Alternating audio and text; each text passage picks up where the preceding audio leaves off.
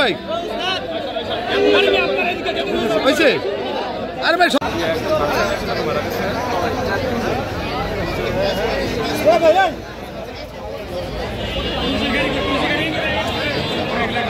কি রে ভাই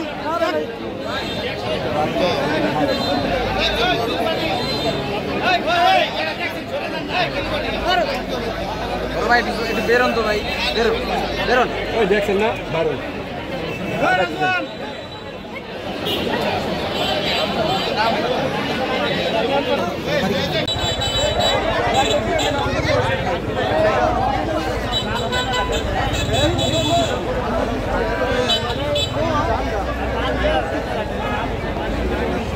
রাত 3 মিনিটের সময় আমরা সংবাদ পাই যে মুন্সিগঞ্জ সদরে আফতাবনগর কমপ্লেক্সের পিছনে একটি আবাসিক দোতলা বাড়ি সেফটি ট্যাঙ্কে 3 জন লোক শাটারিংয়ের কাজ করার সময় এই দুর্ঘটনায় পতিত হয়। আমাদের অভিজ্ঞতা থেকে আমরা যতটুকু জানি যে কোনো বদ্ধ জায়গায় যদি তার মুখ ঢাকা থাকে এখানে কার্বন মনোক্সাইড গ্যাস সৃষ্টি হওয়ার সম্ভাবনা থাকে।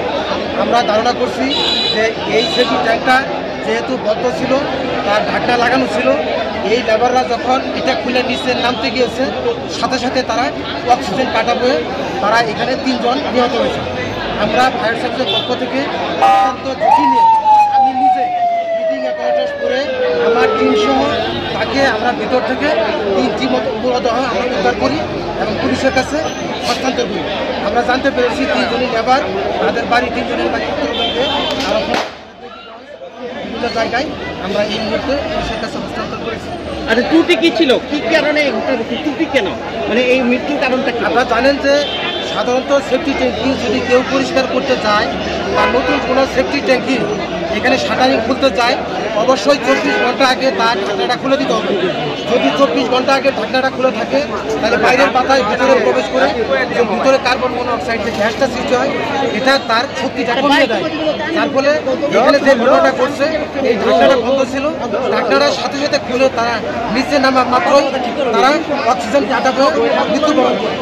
এই জন্য আমি প্রত্যেককে পরামর্শ দিব যে যে কোনো সেফটি ট্যাঙ্কি পরিষ্কার করতে গেলে নতুন সেফটি ট্যাঙ্কির অবশ্যই ঢাকনা 24 ঘন্টা আগে খুলে তারপরে এখানে কাজ শুরু করতে হবে। সবাইকে ধন্যবাদ। তাদের নাম পরিচয়টা কি জানা গেছে? আমরা এই মুহূর্তে তাদের নাম পরিচয় জানতে পারি। আমার নাম মোহাম্মদ শফিকুল ইসলাম, উপসহকারী পরিচালক, fire service, civil defence, Munshiganj. মৃত 3 জনের বয়স আনুমানিক? এটা আমরা এখানে রিপোর্ট নিচ্ছি, রিপোর্ট নিয়ে আমরা জানতে পারবো যে আসলে কী ঘটনা। পানি মারেন এবার, পানি মারেন।